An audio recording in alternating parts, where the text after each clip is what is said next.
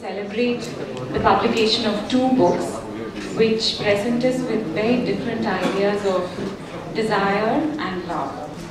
The Courtesan's Keeper is a translation of a 10th century text, and The Seduction of Shiva contains stories from earlier, even earlier than 10th century. And they give us a glimpse of what our ancients thought of pleasure, love, desire, romance. And it's my pleasure to introduce Aditya Haksar. Mr. Haksar has contributed the most to the Penguin Classics list, the India list.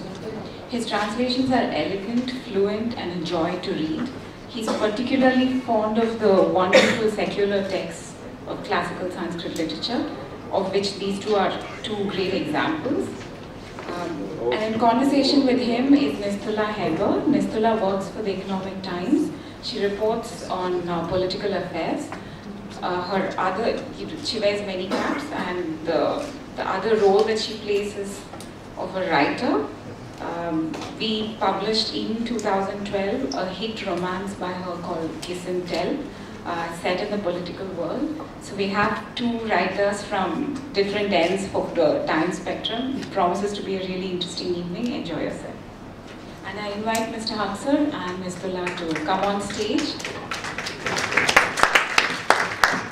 I'm going to unveil the books and officially release them.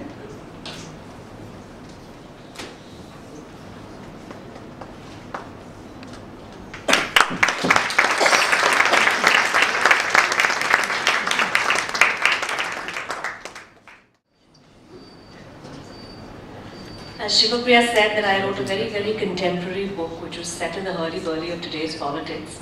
And therefore, when I received these books and I was asked by Penguin to hold a conversation with Ambassador Haksar on books, on a text which was based in 10th century Kashmir, I was a little taken aback. I didn't know what I would be getting out of it.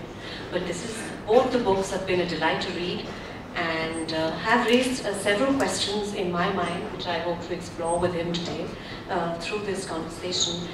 And we spoke about it before we came here, so I hope that everybody else who has questions, we have some time at the end of the interaction for audience questions as well. So if you have any other questions, you can put them to Ambassador Haksar. The first question that I wanted to ask you was that we know a lot about the scriptural works in Sanskrit. We know a lot about the rituals. Everybody has a taste of Sanskrit in their daily life through scriptures and rituals. It's the secular texts which are kind of hidden. It's a hidden world which we are barred through, say, not knowing the language very well. But why has there been a load on the scriptural and not on the secular in terms of the translations which are available and the scholarship which has gone into it?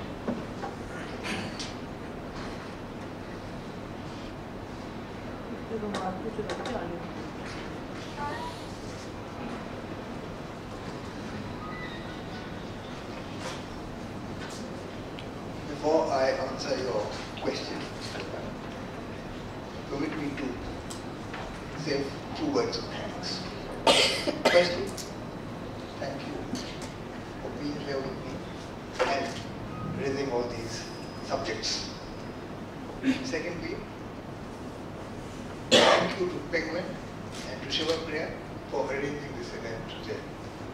And finally, thanks to all friends and family whom I am so happy to see present today. Someone was asking me, and I was telling that person that for an author,